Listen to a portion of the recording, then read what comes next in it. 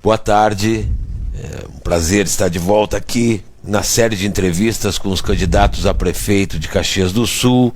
Agora são 4 horas da tarde, está aqui conosco nos estúdios da sucursal Caxias do Sul da Rádio Viva, o candidato do PSOL à prefeitura de Caxias do Sul, o Francisco Correia. Ele é pelotense e vive em Caxias do Sul desde 1998. Francisco Correia é servidor público municipal aposentado desde 2014. Trabalhava como educador social na Fundação de Assistência Social. Ele tem 59 anos. E nunca concorreu a qualquer cargo público, mas é ativista social desde a década de 1980. A gente dá as boas-vindas ao candidato Francisco Correia, já iniciando a nossa entrevista pela área da saúde, candidato. Uma das principais demandas da população nessa área é colocar a unidade de pronto atendimento da Zona Norte, que já está concluída desde 2014, ano da sua aposentadoria, mas que até hoje não entrou em funcionamento. Isso, inclusive, hoje suscita uma ação civil pública do Ministério Público Federal, em conjunto com o Ministério Público Estadual, para o seu imediato funcionamento. Como é que o senhor avalia essa questão da importância da UPA Zona Norte? Qual o seu compromisso com relação a isso? E como conseguir os recursos que hoje dizem que falta para a manutenção e o financiamento do seu atendimento? Boa tarde a todos, trabalhadores da emissora. Nosso cordial boa tarde aos ouvintes dessa emissora. E com relação a esse tema, é óbvio que esta UPA está caindo de madura para entrar em funcionamento, né? É preciso colocar em funcionamento. Ela foi muito bem localizada, porque a Zona Norte é uma zona que vive uma situação de vulnerabilidade bastante intensa. No entanto, ao nosso ver, falta mesmo iniciativa política para colocá-la em funcionamento. Ela pode ter alguns elementos que não a coloquem no funcionamento pleno, mas ela tem condições de efetivamente iniciar o atendimento naquela área, importante para aquela região. As pessoas que residem na Zona Norte, são vários bairros, várias vilas que tem ali naquela região. 40 mil pessoas seriam beneficiadas. Então, é um contingente significativo. E é muito difícil, com certeza, a essas pessoas o pronto atendimento localizado na região central. Então, essa questão de recursos é um elemento assim, que a gente precisa ter claro, é que se ela ficar fechada, fica mais difícil da gente buscar os recursos, principalmente junto ao governo federal. Se o governo municipal tiver a iniciativa de colocá-la em funcionamento, ainda que não em funcionamento pleno, mas de maneira a que ela possa atender efetivamente a região, então se pode fazer o credenciamento e buscar os recursos que deveriam vir do governo federal. Isso não é nenhuma novidade, né? Todos sabemos que é possível. Para nós a questão é vontade política, e nós estamos dispostos a assumir esse compromisso com a população da região norte. R$1.700.000 por mês para a manutenção dessa UPA. Pelo menos 40% disso tem que ser disponibilizado pelo município. O senhor acha que tem recursos hoje, ou como levantar esses recursos para essa manutenção? Nós temos, claro, que algumas questões são prioridades absolutas para a população, e a saúde é uma delas. Com saúde não se brinca, sobretudo quando as pessoas já precisam de um atendimento que é na ponta, porque a prevenção é fundamental. A nossa estratégia principal é trabalhar com a saúde naquela questão da prevenção. Fortalecer a estratégia de saúde da família. Exato. Isso aí é programa de saúde da família. Começa por uma questão de educação, né? Educar para ter saúde é fundamental. E aí passa dentro da própria estrutura da Secretaria de Saúde, pela implementação desses programas, e o Saúde da Família é um deles, a estratégia de saúde da família é um deles, de prevenção efetiva, porque vai inclusive educando a população na forma de lidar com a sua condição de bem-estar. Então, é óbvio que isso determina um tempo, né? Isso é uma quebra de cultura, enfim, mas é preciso trabalhar com essa questão antes de qualquer coisa, e essa é a nossa proposta. No entanto, em se tratando de prioridade, e a saúde junto com a educação, na nossa proposta, ela são prioridades assim, que nós não arredamos o pé de firmar isso aí, nós temos que trabalhar com recursos de orçamento dentro daquilo que estabelecemos enquanto prioridades. As atuais administrações, elas têm tido prioridades que eventualmente não têm a ver com o interesse daqueles que mais precisam. As nossas propostas, as propostas do pessoal para essa campanha, elas são propostas que visam garantir o direito à cidade para a maioria. Para aqueles que efetivamente constroem a riqueza de Caxias e que não estão desfrutando dela quanto deveriam, porque os seus direitos não estão sendo cumpridos à risca, estão na verdade sendo negligenciados. Tem vários exemplos disso que a gente pode ir colocando depois. Ok. Ao mesmo tempo que existe essa demanda por uma unidade de pronto atendimento trabalhando a zona norte da cidade, há um receio de que, se ela entra em funcionamento, as UBSs daqueles bairros que compõem a zona norte sejam desativadas ou até se diminua o atendimento, se diminua os horários de atendimento nessas unidades. Eu gostaria de saber qual o seu entendimento sobre isso e, em contrapartida, existe necessidade de qualificação das UBSs que já existem e de criação de outras, principalmente no interior do município. Como o senhor pretende dar conta desse desafio? É verdade que, né, quando se tem uma estrutura como a da UPA, as pessoas acabam achando que aquela estrutura vai se tornar a principal e com o risco de que as outras sejam fechadas. Nós não entendemos dessa forma. Nós achamos que há que ajustar dentro da proposta de saúde justamente as diferenças. Pronto atendimento é pronto atendimento. É para situações de emergência, de urgência, enfim. Então a UPA vai estar para isso. As demais unidades continuarão trabalhando, operando e fazendo esse trabalho de prevenção com folga, né, com mais tranquilidade, com uma equipe ajustada, enfim, porque isso evidentemente vamos ter que fazer. Não dá para prometer à população que dia 1º de janeiro nós vamos estar contratando todos os profissionais da área da saúde que são necessários no município. Isso não é possível, até porque vamos herdar um orçamento, onde, como eu já disse, ao que parece, essas prioridades não estão tão bem colocadas. Mas hoje Caxias, o município investe mais do que os valores constitucionais na área. Investe, e talvez haja aí algo a ser pensado, revisto, enfim, porque inclusive investe naquilo que não deveria, né, dando cobertura ao que o governo do estado não faz, não cumpre. O atual prefeito repassou ao Hospital Geral um valor significativo do orçamento do município para cobrir aquilo que o governo do estado não cumpriu. Então, bom, se nós vamos ficar aqui dando proteção à negligência do governo do estado, daqui a pouco o contribuinte de Caxias do Sul vai estar contribuindo dobrado, não é, para garantir aquilo que é obrigação do estado e não do município. Mas qual seria a sua atitude num caso desse? Havia uma ameaça efetiva de paralisação dos atendimentos pelo SUS. Aí quem paga é a ponta também, né? A pressão ao governo do estado tem que ocorrer, não importa se é do mesmo partido, se é da mesma coligação, se foi companheiro de chapa na gestão anterior, isso aí não importa. São esferas diferentes do estado, município, estado e União, são esferas com competências específicas. Cada um deve cumprir o seu, porque o dinheiro do contribuinte perpassa do município onde se gera a renda e o tributo até a União. Então, aquilo que é de responsabilidade do município, o prefeito tem que assumir integralmente. Aquilo que é a responsabilidade do estado, o prefeito, os deputados, têm que cobrar do governador do estado. E aquilo que é a responsabilidade da União tem que ser cobrado também através dos deputados federais da região, enfim, que aliás muito pouco, né, tem se mobilizado nessa questão. Uma coisa assim que a gente precisa analisar. O senhor concorda que era preciso manter o atendimento?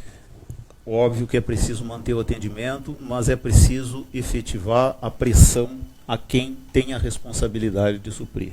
Porque o governo do Estado vem dizendo que não tem dinheiro, mas não se propõe a fazer uma auditoria dessa dívida.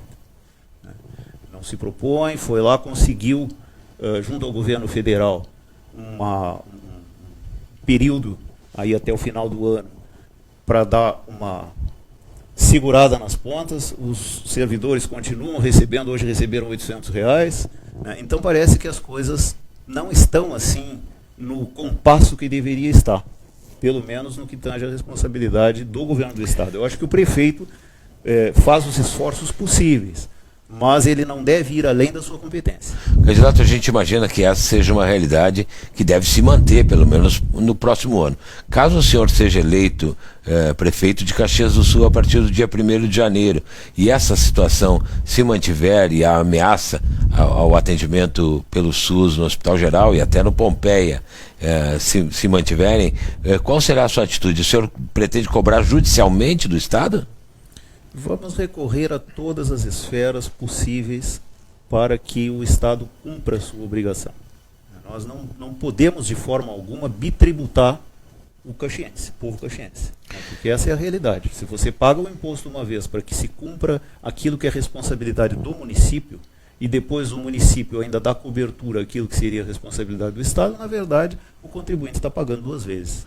Candidato, nós temos uma questão, o senhor falou que, claro que em janeiro de 2017, o senhor não vai poder contratar toda a equipe necessária para realizar uma melhoria no atendimento à saúde do município. Mas hoje a gente tem uma reclamação geral quanto à permanência dos médicos nas unidades básicas de saúde e quanto aos horários a serem cumpridos. Há um entendimento informal de que os médicos, em sua maioria, trabalham com atendimentos prestados diariamente e não com uma carga horária a ser cumprida efetivamente. Como é que o senhor imagina fazer na prefeitura? É possível cobrar e fiscalizar o cumprimento efetivo de uma carga horária dos médicos e, por exemplo, avisar a população de como ela também pode cobrar, afixando essa carga horária nas UBS, nas paredes da UBS, com o nome do médico, o horário a ser cumprido?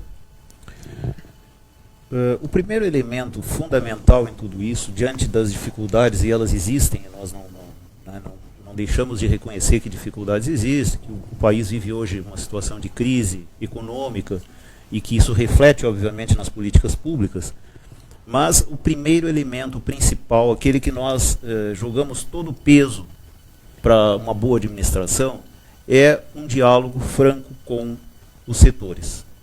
Tanto o setor dos trabalhadores do serviço público, como a própria população que tem o direito de participar, e nós queremos que participe efetivamente do nosso governo. Será a nosso grande trunfo trazer a população junto para definir os caminhos da administração e para fiscalizar a nossa administração. Agora, em relação aos médicos, eu acho que nós, antes de qualquer coisa, precisamos reunir esse segmento de trabalhadores da saúde e ter uma conversa franca com o grupo. Porque nós sabemos que existem dificuldades. Agora, o que não se pode fazer é o que, por exemplo, o Sartori fez, onde teve uma greve que durou 8 meses na cidade, que trouxe seríssimos problemas de atendimento à população mais pobre nos bairros e vilas, e ele não disse absolutamente nada. Ele esperou que a coisa se acomodasse, né, como dizem na gíria, que as melancias se acomodem com o andar da carruagem. Isso, no nosso entendimento, é falta de responsabilidade em relação à população. E o diálogo é o elemento fundamental para que a gente possa compatibilizar esses problemas e buscar junto aos trabalhadores, que nós achamos que o caminho para a boa política pública é a valorização dos trabalhadores do serviço público, ao contrário das terceirizações, ao contrário, né, de todos esses elementos que encaminham para as privatizações. O diálogo, bom diálogo e a valorização com os trabalhadores é fundamental e é o primeiro passo. Depois a gente vai avaliar outras dificuldades, que aí a atitude tem que ser do administrador. Uma outra carência que se percebe no atendimento à saúde de Caxias do Sul é a demora para se conseguir uma consulta com um especialista, ou a realização de exames de alta complexidade, média complexidade. Mas principalmente essa questão das consultas com especialistas é uma reclamação que nos chega na rádio diariamente. Há especialidades que demoram 6 meses, quase um ano, para serem atendidas, para as marcações de consulta serem feitas. O que fazer para resolver essa questão? É possível, no mandato de Francisco Correia, à frente da Prefeitura de Caxias do Sul, esperarmos um concurso público para a contratação de médicos, por exemplo? Com certeza, né? Se detectarmos a necessidade da contratação, ela terá de ser encaminhada. Nós não podemos esperar que uma política pública funcione se ela não tiver não só o número de trabalhadores necessários à efetivação da política, como também a qualidade do profissional. Mas o senhor conhece esse problema? Conheço, inclusive em relação à área psiquiátrica, é uma catástrofe, é uma dificuldade enorme, e nós temos assim uma rede precária de atendimento à saúde mental em Caxias, pelo tamanho da cidade. Os centros de atendimento psicossocial, eles têm um funcionamento limitado. Isso é absolutamente contrário à política de saúde mental. Então, essas coisas precisam ser vistas com seriedade, né? Porque a população não pode ficar esperando. Uma pessoa que está com um paciente surtando em casa, esperar 6 meses, 1 ano para uma consulta é absolutamente incompreensível, né? Então, uma das questões que precisamos ver é os profissionais, como é que está a relação de atendimento entre, né, o profissional e o número de pacientes que está em espera. É preciso fazer um levantamento, um diagnóstico claro dessa situação, para que o município possa ver qual é a possibilidade que ele tem de contratações, de remanejamentos, enfim. Nós sabemos que a área médica é uma área bastante difícil, porque ela é muito disputada na questão do salário. Os municípios disputam isso. Mas em Caxias do Sul, segundo eu tenho conhecimento, da região é um dos melhores salários. A classe médica não é uma classe mal remunerada. Mas o que a gente vê é que não falta efetivamente o número de médicos. O senhor falou nessa relação de pacientes com o número de médicos. A OMS apregou a um médico a cada 1.000 habitantes seria um número razoavelmente positivo, que a gente pode conviver com isso. Caxias do Sul tem pouco menos que isso, um médico para cada 1.200 habitantes, não é tão longe desse número básico. Me parece que o que falta é uma gestão melhor, ou talvez a contratação de médicos daquelas especialidades que faltam. O senhor pretende fazer um diagnóstico disso? Qual será a sua primeira tarefa nesse sentido? Sem dúvida alguma, o primeiro caminho para que uma política pública possa ter sucesso é a gente elaborar o diagnóstico e saber exatamente qual a demanda, quais os recursos e de onde podemos provê-los. Não tem condição absolutamente nenhuma de ter sucesso uma política pública que é feita em cima de dados falseantes. Então, esse é o elemento com o qual nós pretendemos trabalhar, não só na saúde, mas na educação, na habitação, em todos os aspectos, porque, ao que parece, as administrações vêm sucessivamente implantando políticas que são propostas pelo governo federal, mas não tem a iniciativa de ter o domínio, realmente, da situação da cidade. Eu até concordo que Caxias cresceu de uma forma assustadora e desordenada, mas isso não pode, de forma alguma, deixar o gestor sem condições de avaliar o quadro.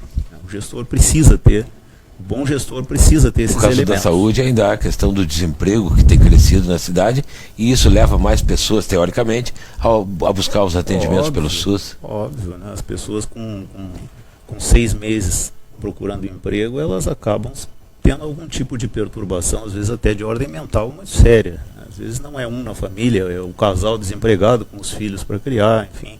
Então esses problemas são muito sérios e isso faz parte de um quadro que Caxias vem enfrentando por conta talvez de uma propaganda enganosa que foi feita há um tempo atrás, não muito distante, dizendo que a cidade seria a melhor cidade do país para se viver, para se trabalhar, enfim, né? E as pessoas recorreram aqui porque a crise era geral.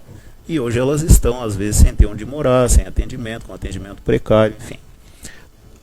É uma situação realmente que a gente tem que ter muito cuidado. Eu acho que o gestor tem que ter esses dados na mão e tem que saber exatamente por onde transita.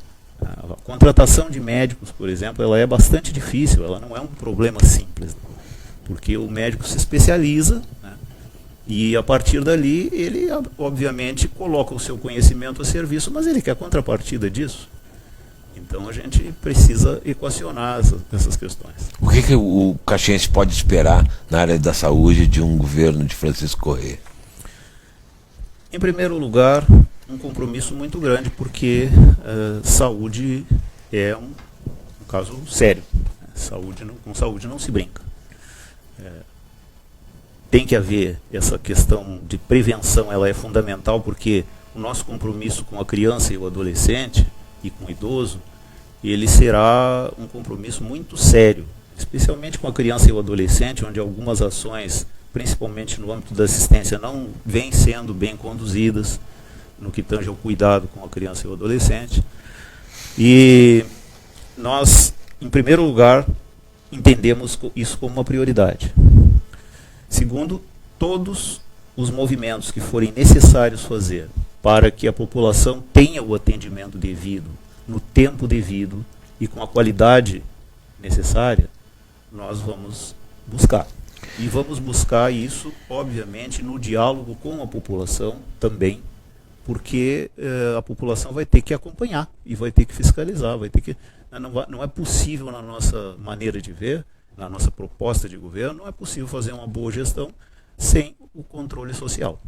Exato, uma das principais demandas da população caxiense que a gente elencou, ouvindo a população para essas entrevistas, é sobre a mobilidade urbana. Questões da avaliação do novo sistema de transporte coletivo da cidade estão no topo dos questionamentos da nossa população.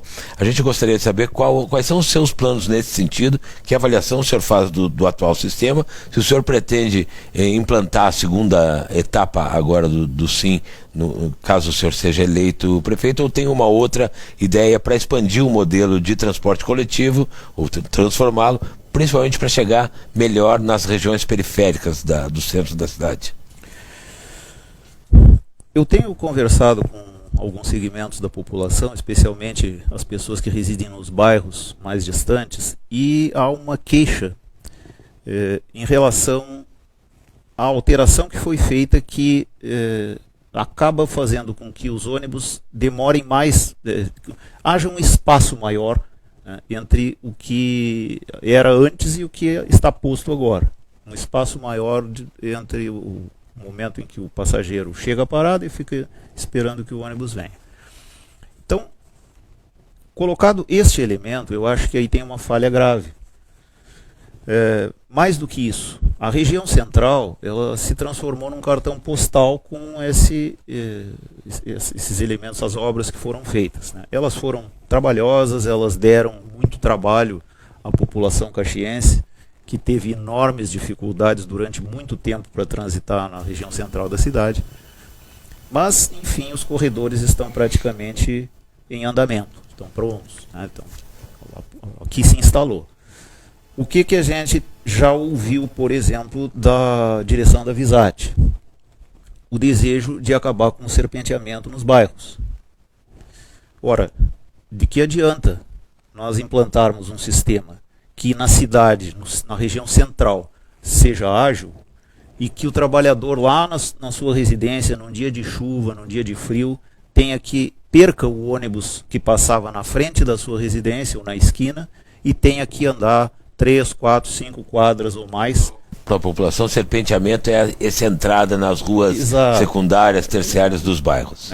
Que a Visat reclama disso e acha que isso influencia no tempo, né, da viagem. Bom, pode até influenciar, mas influencia também na vida do trabalhador se for retirado essa prerrogativa de ter o ônibus próximo de casa.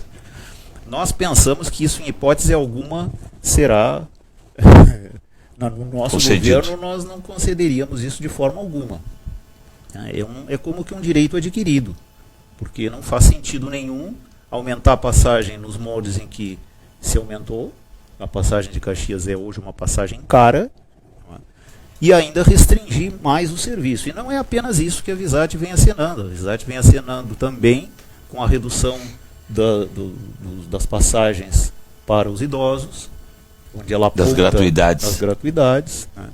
Ela aponta uma possibilidade de fazer um credenciamento onde apenas aqueles que comprovem não ter recursos suficientes sejam beneficiados com isso. E nós entendemos que isso também é um direito adquirido a partir do Estatuto do Idoso, enfim, não se tem que mexer. Então, óbvio que o que nós pretendemos é, analisando este modelo, em princípio, somos contra a exclusividade na concessão, embora que a Visat seja uma empresa que vem apresentando um serviço razoável, mas nós entendemos que isso, do ponto de vista do atendimento à população, no que tange a uma política pública, que é o transporte coletivo, não contribui, né? Nós precisamos criar um modelo que seja parâmetro para esses aumentos, para a qualidade desse serviço. E, nesse sentido, nós pretendemos uma estatização. Óbvio que isso vai ser um tema bastante discutido com a comunidade, com todos os setores interessados, mas nós entendemos que a estatização, pelo menos em parte da rede de transportes, talvez no atendimento aos bairros, especialmente, seja um elemento que possa gerar parâmetros no que tange a qualidade e o custo. O senhor está defendendo estatizar o sistema de transporte coletivo da cidade? Sim, essa é uma proposta do pessoal. De que maneira? Isso não geraria um passivo jurídico muito forte? Uma necessidade de indenização muito alta que o município não poderia arcar, candidato? Nós temos a licitação desse modelo vigente no ano que vem. No ano que vem acontece a licitação. O sistema atual pode ser prorrogado por contrato durante 4 anos, me parece, que a licitação teria que ser feita em 2020.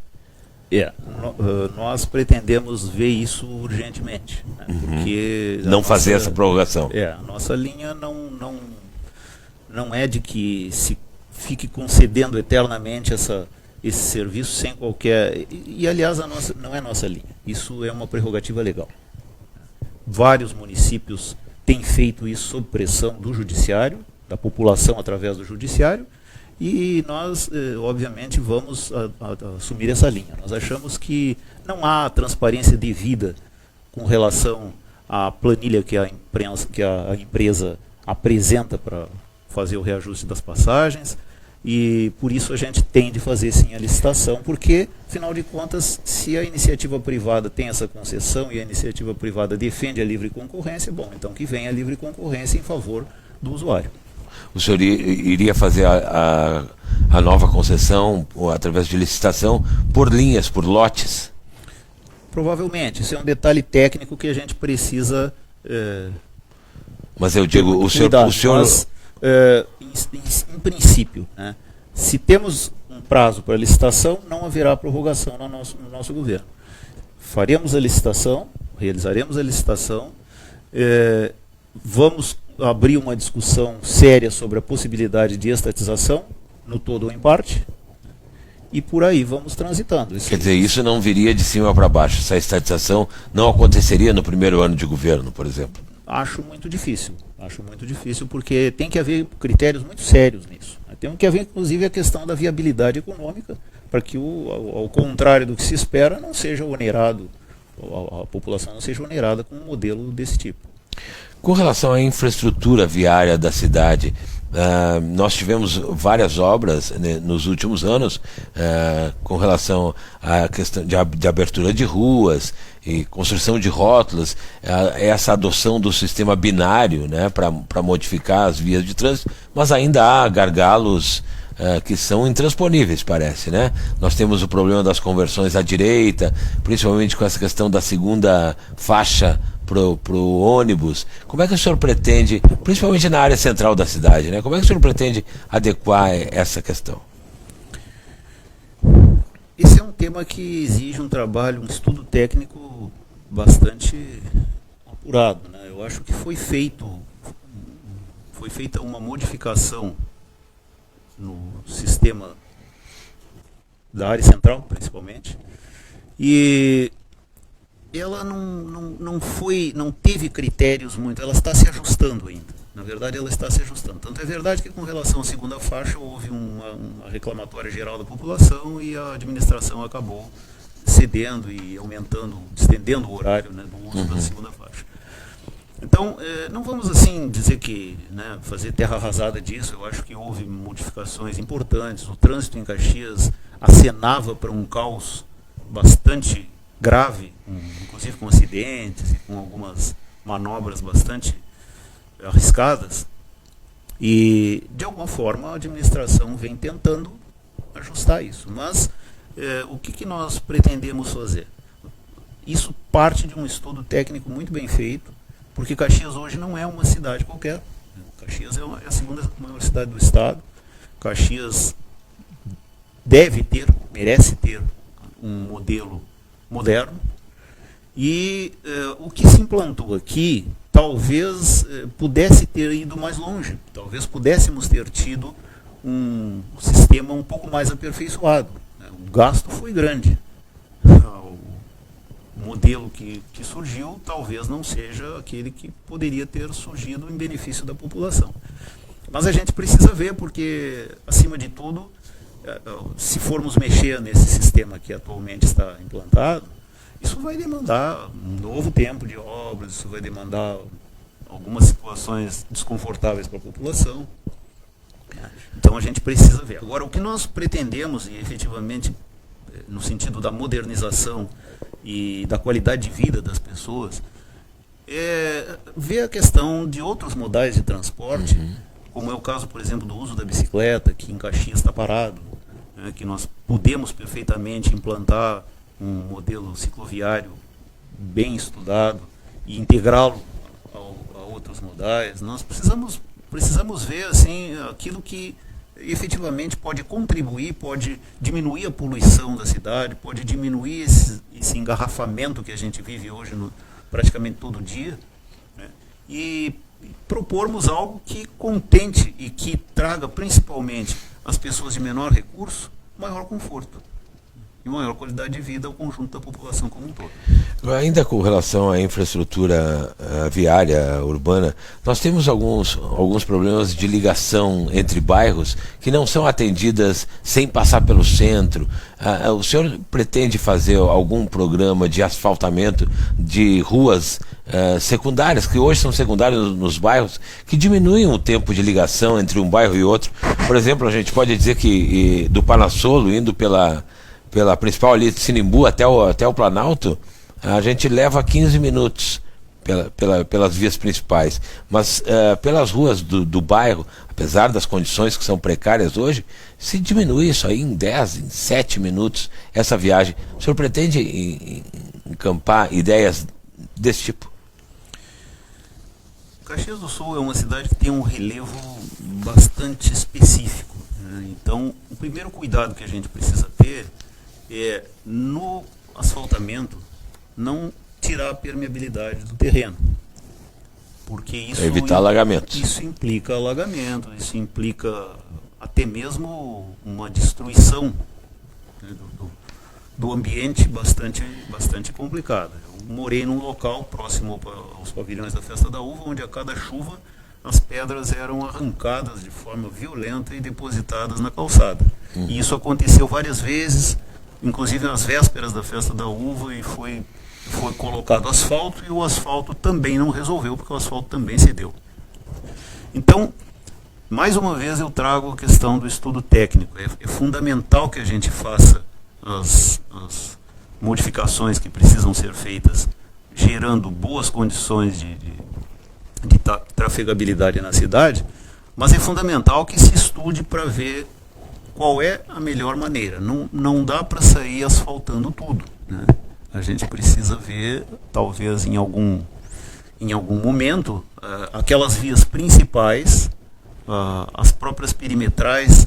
Eu acredito que seja preciso determinar um uso mais adequado, porque ainda existe muito veículo pesado andando por dentro da cidade, e isso é difícil de manter uma pavimentação em condições com esse trânsito, né? Além do que, é altamente perigoso. Outro dia um caminhão despencou ali próximo ao Interlagos e esmagou um trabalhador que estava numa Kombi trabalhando. Então essas coisas precisam ser vistas com muito cuidado. Ali é um lugar que está asfaltado e talvez tenha sido até isso que fez com que o caminhão descesse mais rapidamente por sobre a Kombi.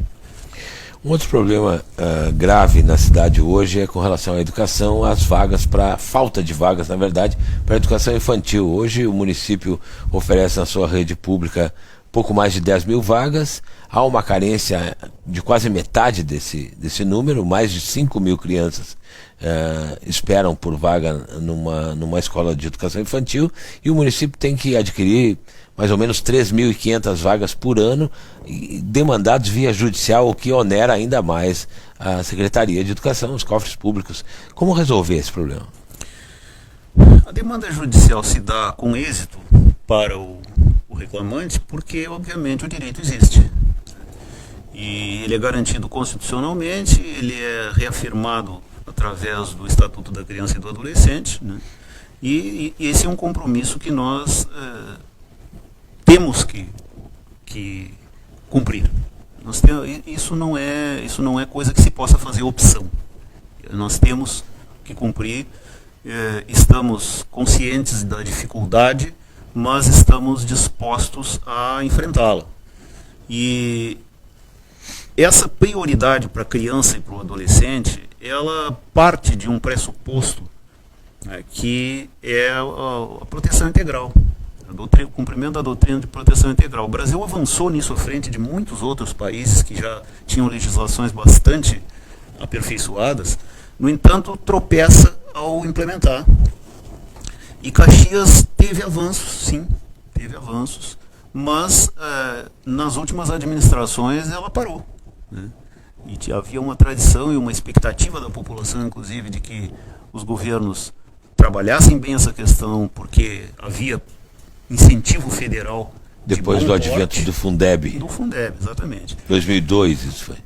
E isso não ocorreu, efetivamente não ocorreu. Algumas escolas foram abertas com uma capacidade muito aquém da demanda visível dos bairros. Foi o caso, por exemplo, do Riolon, que eu acompanhei quando trabalhava lá. Abriu-se uma escola com 100 e poucas vagas, quando a demanda era da ordem de 300, 400. Então, essas coisas não podem acontecer. E nós temos como solução, talvez, para essas questões, porque se diz que falta dinheiro. Bom, falta dinheiro, falta iniciativa política, falta uma série de coisas, falta planejamento. Planejamento, isso que eu queria chegar, porque são 3.500 vagas compradas, ou seja, há uma ideia de oferecer menos vagas do que a demanda exige, muito menos vagas do que a demanda exige.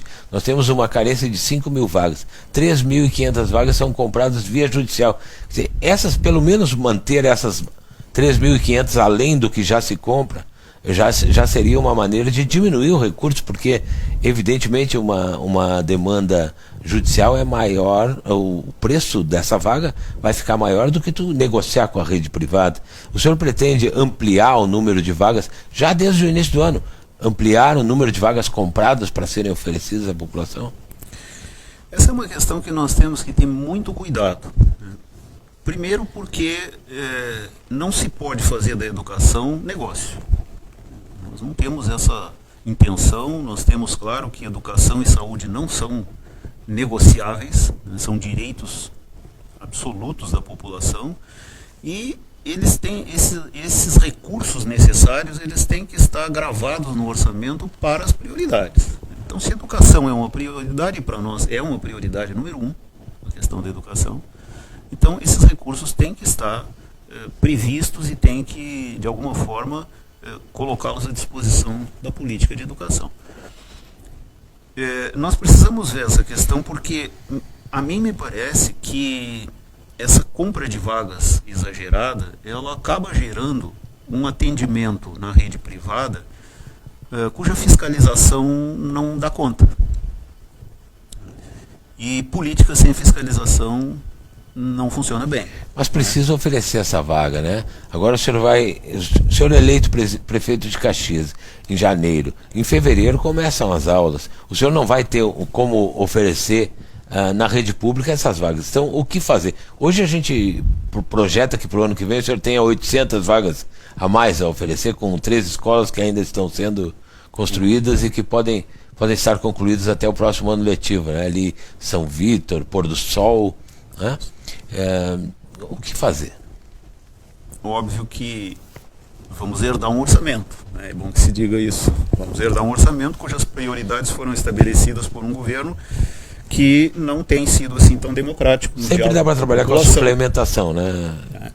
E que, via de regra, vem usando esses mecanismos, né, de suplementar o orçamento, enfim e tal.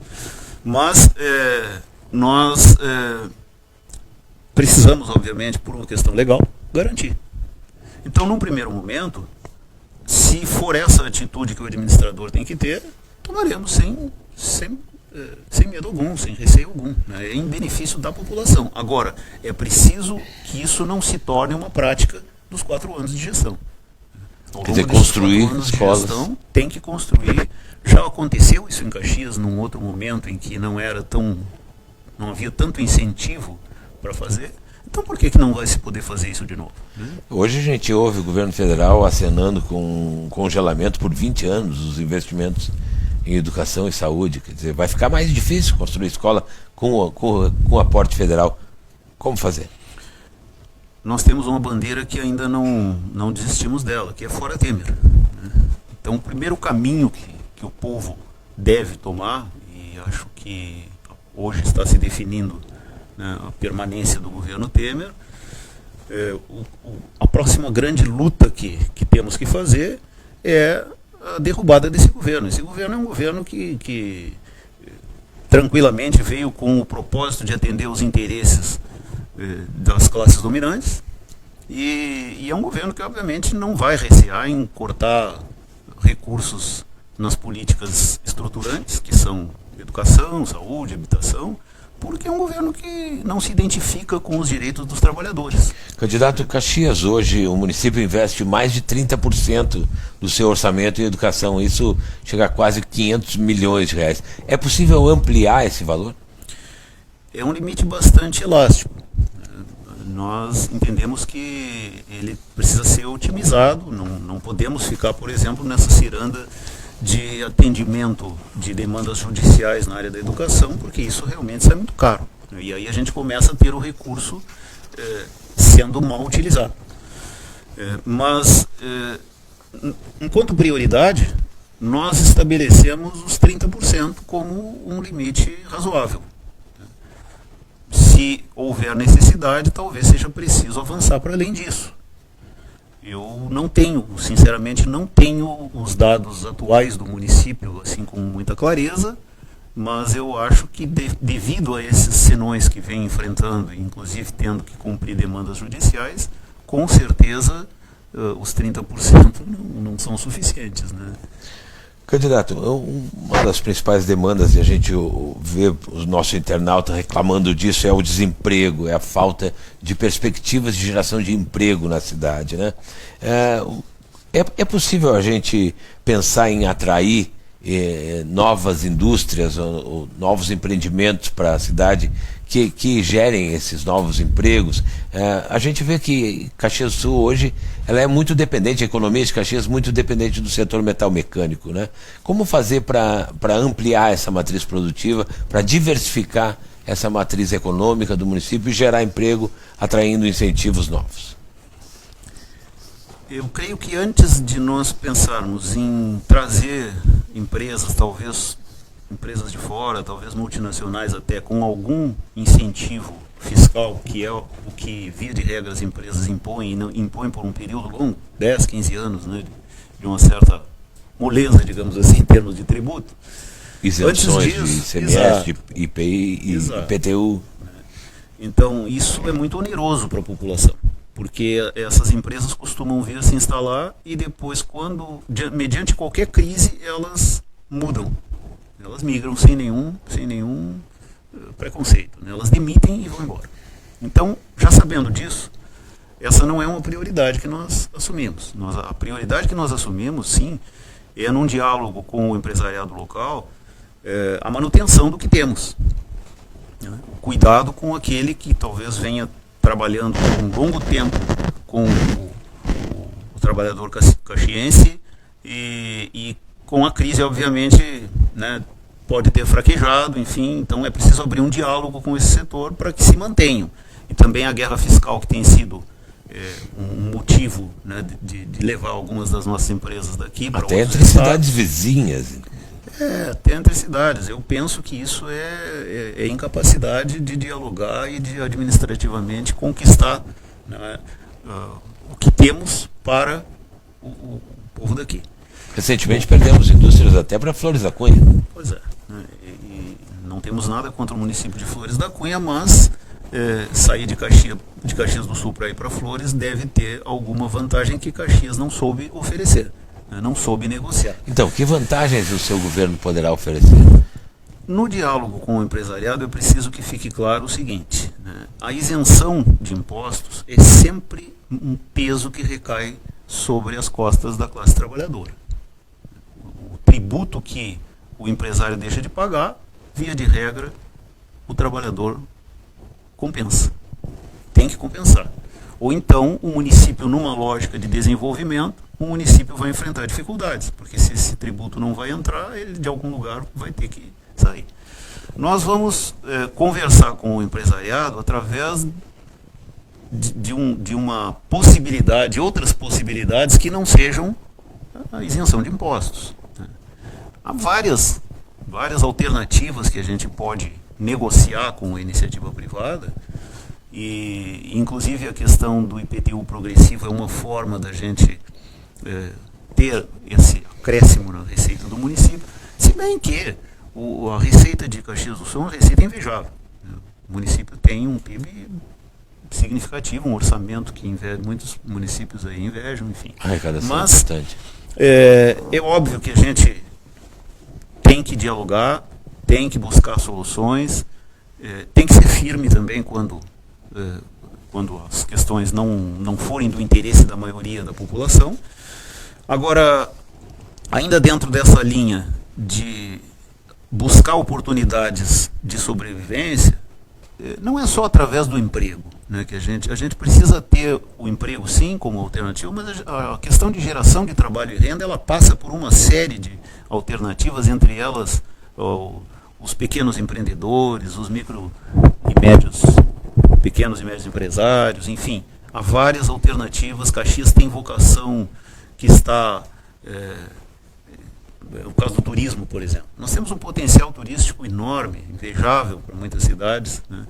E nós não estamos sabendo explorar isso devidamente. Gramado é uma cidade vizinha que explora muito bem, Bento Gonçalves está explorando muito bem, e Caxias precisa despertar para isso. Então, a área de serviços, onde um exemplo visível é o turismo, também é uma possibilidade para que a gente aumente esse potencial de trabalho e de empregos na cidade, porque a rigor parece que é um esgotamento desse setor metalmecânico. Como incentivar isso? Como incentivar essa mudança de matriz, por exemplo, com o turismo? Criação de rotas? Como essa é uma questão cultural, né, que a gente precisa estimular através de programas específicos. Nós temos que criar programas específicos que não só estimulem as pessoas a virem a Caxias do Sul conhecer, não apenas na Festa da Uva, né, mas diversos, integrar de alguma maneira num calendário regional de festas, Caxias se integrar nisso. Caxias é muito isolada na questão da Festa da Uva. Caxias parece que deseja concentrar tudo por aqui, e eu acho que nada mais salutar do que esse consórcio entre os municípios que traz para Caxias do Sul alguém num determinado tempo, uma determinada época, depois essa pessoa vai a um outro. Agora, por exemplo, está acontecendo o Festival de Cinema de Gramado.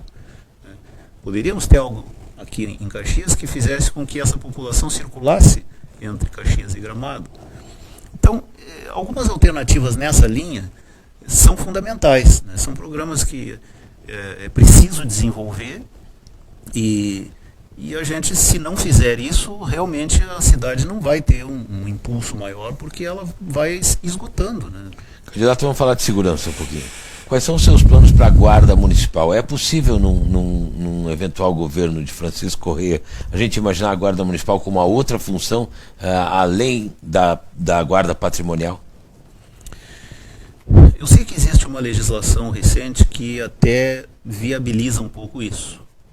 Mas nós temos, na Guarda Municipal, eu conheço, trabalhei junto com a Guarda Municipal quando atuei na Fundação de Assistência, e nós temos um quadro bastante bom na Guarda Municipal. Nós temos pessoas que excedem a formação mínima exigida, portanto, tem uma força qualificada ali. Nós não desejamos que a Guarda Municipal... Mas que não pode atuar ostensivamente. Nós não desejamos que a Guarda Municipal faça o papel da Brigada Estadual. Esse papel de policiamento ostensivo, enfrentando, por exemplo, aquilo que seria o crime organizado, que seria a questão mais grave de tráfico e de furto de veículos. Essas questões, elas não são, a nosso ver, elas não são específicas para uma Guarda Municipal. A Guarda Municipal, na verdade, é um conjunto de servidores civis. Eles não necessariamente eles têm que ter formação militar para ingresso na Guarda Municipal. E nós não temos a menor intenção de ir além de uma força muito qualificada, mas que faça uma interface com a população no sentido de viabilizar. Porque se você tem, por exemplo, esse viés do turismo, trazendo pessoas dos diversos cantos do país e do mundo, nada melhor do que você ter na Guarda Municipal um elemento de diálogo com o turista, de orientação, de um certo resguardo, é óbvio, de um certo cuidado, não só com a população local, como também com todo o cidadão que chegar aqui mesmo em visita à cidade. Mas a ideia é essa, de que a Guarda Municipal estabeleça no policiamento aquele feito nos bairros,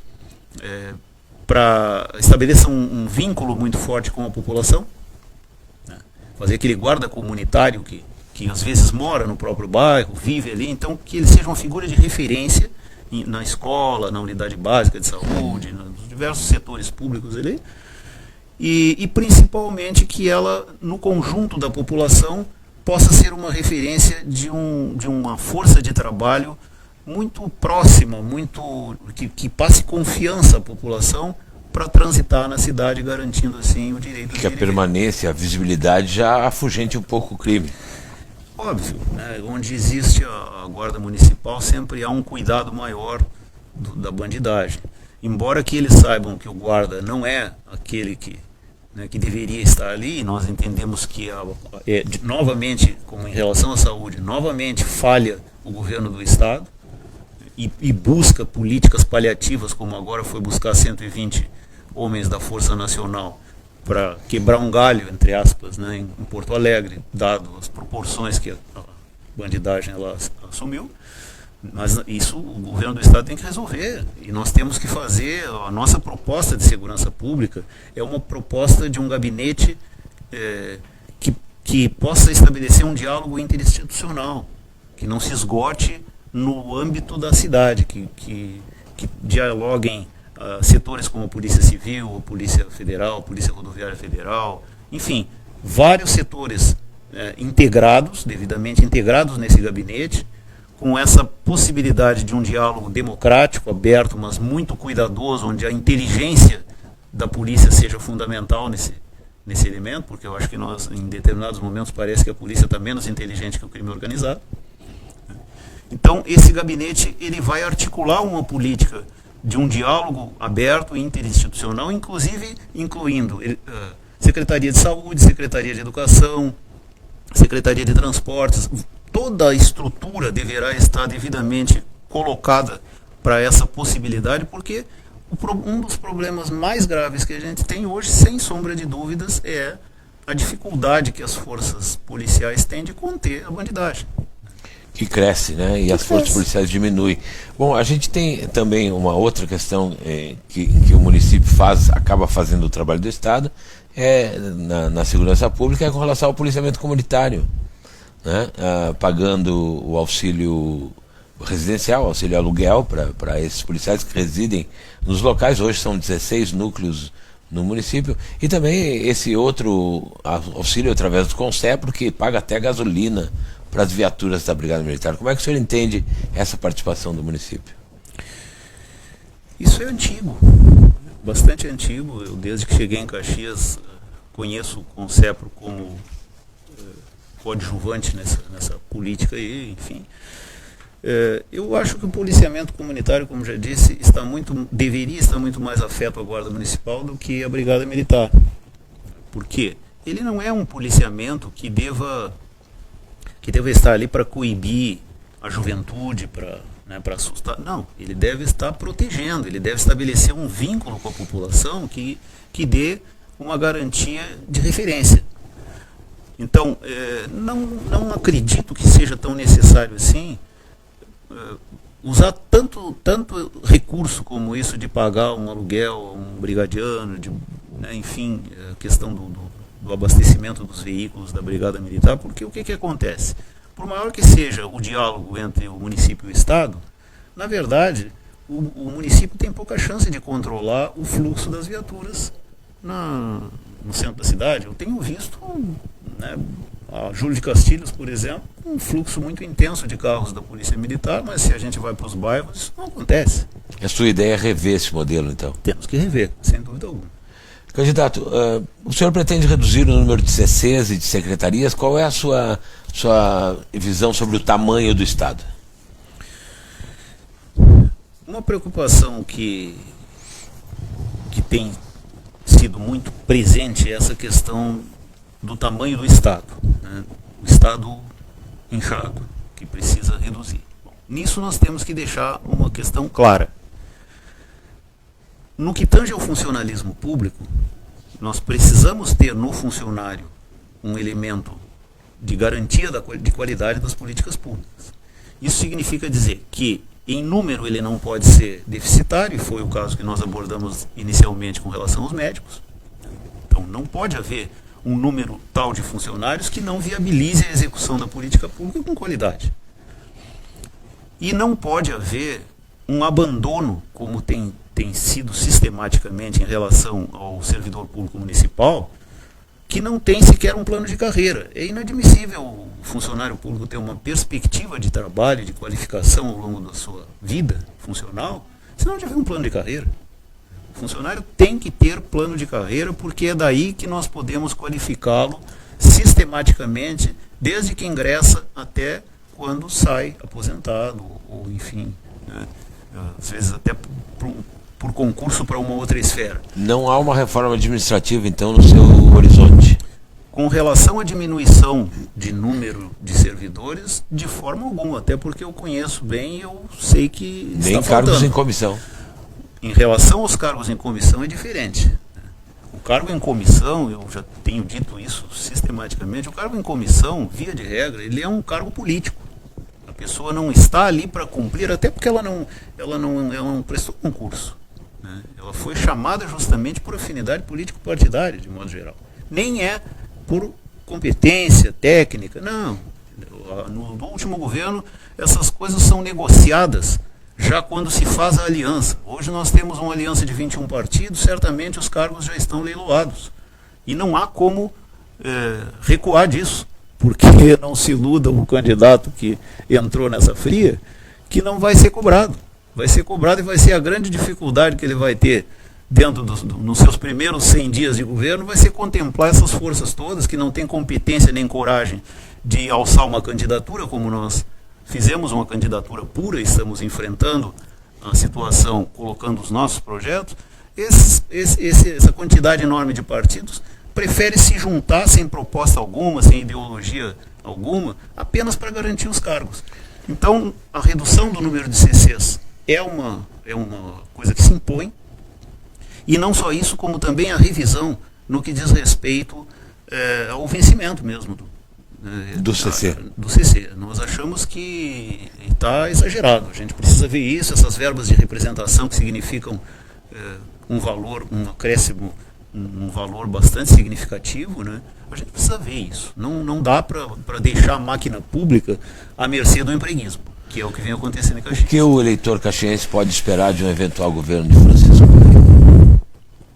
Primeiro de tudo, um compromisso muito grande com a participação popular.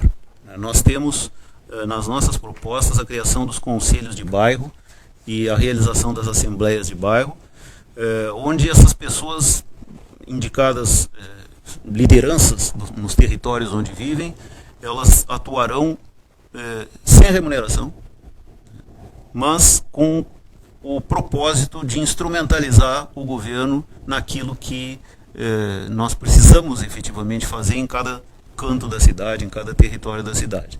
Então esse compromisso é o compromisso principal, de participação absoluta da população no nosso governo.